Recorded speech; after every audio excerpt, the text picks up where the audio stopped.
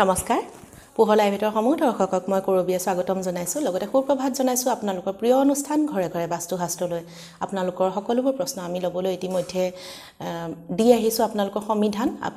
সমিধানসমূহ দিছে আপোনালোকৰ প্ৰিয় বাস্তুবিদ অৰ্পণ দত্তই আজিও তাৰ আমি ব্যতিক্ৰম নাৰাখো আপোনালোকৰ প্ৰশ্নসমূহ ইতিমধ্যে আমাৰ হাতত পৰিছেহি তাৰে আমি প্ৰশ্নসমূহৰ মাজলৈ যোৱাৰ আগে আপোনালোকৰ বাস্তুবিদ অৰ্পণ দত্তক সম্ভাষণ জনাই লওঁ নমস্কাৰ অৰ্পণ দা আপোনাক সুপ্ৰভাত জনাইছো লগতে অনুষ্ঠানটোলৈ সম্ভাষণ জনাইছো অৰ্পণ দা আমি যেহেতু প্ৰতিটো অনুষ্ঠানৰ মাজতে আমি একটা বিশেষ কথা দৰ্শকৰ বাবে প্ৰতিবাৰে লৈ আহিছো কিন্তু আমি তেনেকুৱা ধৰণৰ সামঞ্জস্য থকা কথাও আনিছো কিন্তু কথাটো হ'ল যে আমি বাস্তুসন্মত ঘৰ এখন সম্পূৰ্ণভাৱে বাস্তুসন্মত কৰাৰ পিছতো এনেকুৱা কি বস্তু ৰাখিলে আমাৰ অপকাৰ হ'ব পাৰে বা কি বস্তু আমি প্ৰায় হততে ৰখা নাযায়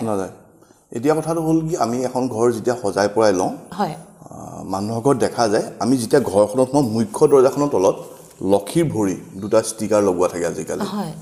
বহুতে লগাই মন কৰিব যদি ভৰি দুটা আছে কোনো কথা নাই ভৰি দুটাৰ মাজত এটা স্বাস্তিকৰ সিম্বল থাকে হেতু কেতিয়াও লগাব নালাগে কেলে স্বাস্তিক সিম্বলটো আমাৰ মন্দিৰৰ বেৰত থাকে আমিতো কেতিয়া স্বাস্তিক পতে এটা মানে এটা হেৰি প্ৰতীক তাত আমি ভৰি দিব নাপায় আৰু মই দেখিছো মানুহৰ ঘৰত ভৰি দুটাৰ মাজত সৰুকে এটা স্বাস্তিক থাকে আৰু নহলেও মানুহে কি কয় দুৱাৰ তলিত মানুহে স্বাস্তিক লগাই দিয়ে ভাল হ'ব আসলে স্বাস্তিকটো আমি ওয়ালত লগাব লাগে স্বাস্তিকত ভৰি দিলে ভগৱানৰ ফটোত ভৰি দিয়া নিচিনা হয় আমিতো কেতিয়াও ভগৱানৰ মুখত আমি ভৰি দিব নোৱাৰো নিশ্চয় হেতু কৰিব নালাগে আৰু জুন এপাৰ্টমেন্টত থাকে বা কমাৰ্শিয়েল কমপ্লেক্স কোৱা যদি থাকে এই বস্তুটো যদি আপোনালোকৰ তাত আছে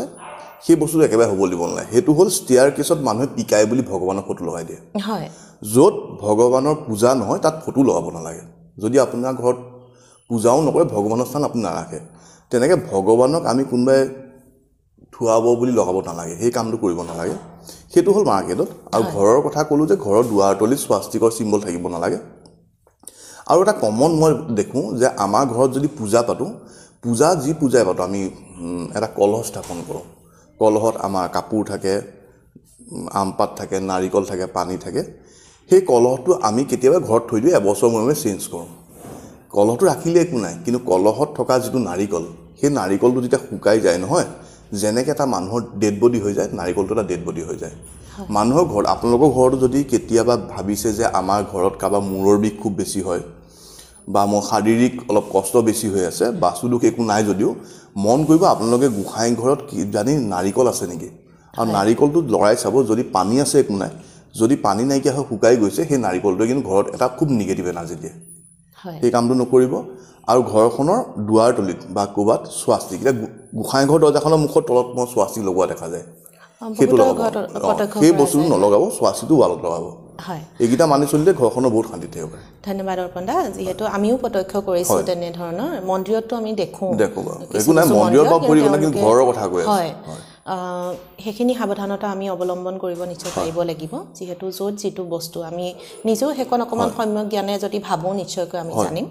অৰ্পণ দা আমি এইখিনি তথ্যৰ পাছতে আমি দৰ্শকৰ প্ৰশ্নৰ মাজলৈ আহিছোঁ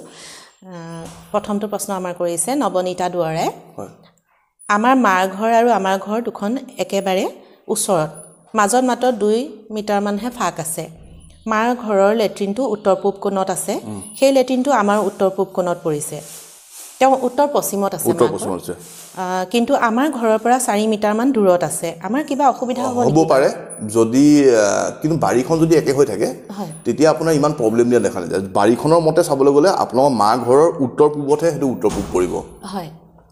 আপোনালোকে ভাবিছে আপোনালোকৰ উত্তৰ পূবত আছে যদি বাৰীখন এখন হৈ আছে তেতিয়া মানে আপোনালোকৰ উত্তৰত সেই টয়লেটটো আছে আপোনালোকে যদি ইমানেই চিন্তা কৰে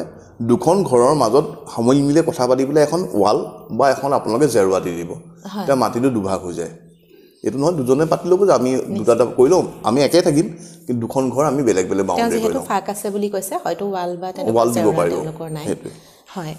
দ্বিতীয়টো প্ৰশ্ন কৰিছে ৰুমি দেৱীয়ে দক্ষিণ পূব দিশত থকা ৰুমত কি ৰং দিলে ভাল হয় জনাবচোন দক্ষিণ পূব ৰুমটো হ'ল আমাৰ ঘৰটোৰ অগ্নিস্থান হয় তাত আমি এনে পিংকো দিব পাৰোঁ যদি দক্ষিণ পূবৰ ৰুমটো আমাৰ অলপ দক্ষিণ পূবৰ দিশটো আমি এক্সটেণ্ডেড নহয় আমি পিংক কালাৰ মেৰুন কালাৰ দক্ষিণ পূব দিব পাৰোঁ কিন্তু সেই ৰুমটো যদি বেডৰুম কৰে তাত সেই কালাৰটো নিদিয়া ভাল কাৰণ অগ্নি কোণত আপোনালোকে যদি শুৱে তাতে যদি আকৌ অগ্নিটো এক্টিভেট হৈ যায় যে আমি মেৰুন কালাৰ দিলোঁ পিংক কালাৰ দিলোঁ অৰেঞ্জ কালাৰ দিলোঁ অগ্নিটো এক্টিভেট হৈ গ'ল আমি তাত শুবলৈ আৰম্ভ কৰিলোঁ শুলে আমাৰ শাৰীৰিক কাৰণে ভাল আমি সেলফ কনফিডেন্স লেভেল বাঢ়িব আমাৰ জোৰ বাঢ়িব সেইটো হয় কিন্তু লগতে আমাৰ খং বাঢ়িব যদি দক্ষিণ পূবত আপোনালোকৰ বেডৰুম আছে তাত আপোনালোকে অফ হোৱাইট বা ক্ৰীম কালাৰ দিব যদি দক্ষিণ পূবত আপোনালোকৰ বেডৰুম নাই এটা নৰ্মেল ৰুম আছে তাত আপোনালোকে পিংক কালাৰ দিব পাৰে পিংক অৰেঞ্জ মেৰুন কালাৰ দিব পাৰে হয় অৰ্পণদা যেহেতু বেডৰুমৰ কথা ওলাইছে আমি কোন ঠাইত আচলতে বেডৰুম খোৱা ৰুম আমি খোৱাটো আমি সদায় সব দিশতে হ'ব পাৰে কিন্তু কিছুমান দিশ আছে আপোনাৰ শুব নালাগে সেইটো হ'ল উত্তৰ পশ্চিমৰ পৰা পশ্চিমৰ মাজৰ দিশটোত সেই দিশটো একেবাৰে শুব নালাগে আৰু দক্ষিণৰ পৰা দক্ষিণ পশ্চিমৰ মাজৰ দিশটোত এই দুটা দিশত একেবাৰে শুব নালাগে যেহেতু আপুনি উত্তৰ পূব দিশে হয় দক্ষিণ পূব দিশৰ কথা আপুনি কৈ আছিলে দক্ষিণ পূব দিশটো আমাৰ এনে তাতো ভাল তাত আমাৰ পাকঘৰ কৰিলেও ভাল বেডৰুম কৰিলেও ভাল কোনো প্ৰব্লেম নাই হয় তাত আমি সাধাৰণতে কাক বেডৰুম হিচাপে কাক দিব পাৰোঁ যোনে থাকে কিন্তু ঘৰৰ মুৰব্বীজন তাত নাথাকিলে ভাল ঘৰৰ মুৰব্বীজন পশ্চিম বা দক্ষিণ পশ্চিমত থাকিলে ভাল তাত নৰ্মেলি আমাৰ যদি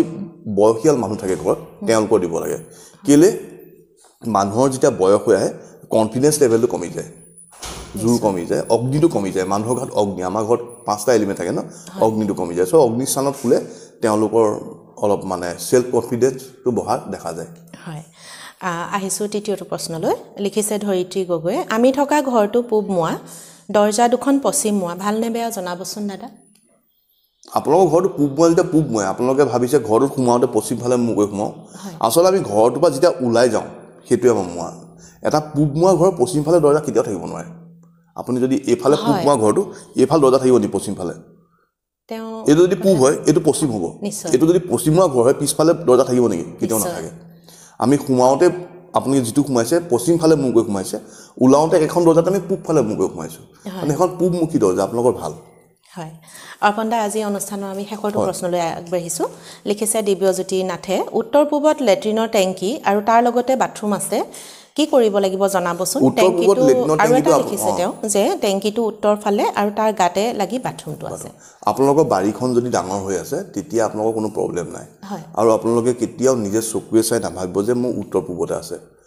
আপোনালোকে জোখমাখকৈ স্কেল বহালেহে গম পায় যে উত্তৰ পূবত পৰিছে নাই উত্তৰ পূবত যদি পৰে আপোনালোকৰ ঘৰত অলপ প্ৰব্লেম দিয়া দেখা যায় প্ৰব্লেম মানে সেইটো 99.910% দিয়া দেখা যায় যে মানুহৰ বেয়া বেমাৰ হোৱা দেখা যায় হয় আপোনালোকৰ ঘৰত যদি তেনেকুৱা বেমাৰ একো হোৱা নাই আপোনালোকে চিন্তা নকৰিব আৰু যদি আপোনালোকৰ ঘৰত তেনেকুৱা বেমাৰ দেখা দিছে বা কিবা এটা পুৰণা হিষ্ট্ৰীত হৈ গ'ল তেতিয়া আপোনালোকে সেইটো অঁতৰাই পেলাব আৰু যদি আপোনালোকৰ কাৰো একো বেমাৰ হোৱা নাই তাত চিম্পলি টেংকিটোৰ ওপৰত আপোনালোকে ব্লু কালাৰ নীলা ফ্লোৰ পেইণ্ট মাৰিব পাৰে আৰু টয়লেট চিটটো চাৰিফালে নীলা টেপ লগাব পাৰে হয় ধন্যবাদ অৰ্পণদা আমাক লগতে আমাৰ দৰ্শকক ইমান সময় দিয়াৰ বাবে তেওঁলোকৰ সমস্যাসমূহ সমাধানৰ প্ৰতিকাৰ উপায় দিয়াৰ বাবে আপোনাক অশেষ ধন্যবাদ জনাইছোঁ প্ৰিয় দৰ্শক আজি অনুষ্ঠানটো চাই কেনে পালে জনাবচোন আমি প্ৰতিটো খণ্ডত আপোনালোকৰ বাস্তুবিদ অৰ্পণ দত্তক আপোনালোকৰ সমস্যাসমূহ সমাধান দিবলৈ আপোনালোকৰ মাজলৈ লৈ আহিম তেতিয়ালৈকে চাই থাকিব আপোনালোকৰ প্ৰিয় অনুষ্ঠান ঘৰে ঘৰে বাস্তুশাস্ত্ৰ লগতে প্ৰিয় চেনেল পোহৰ লাইভ আজিলৈ আহোঁ ধন্যবাদ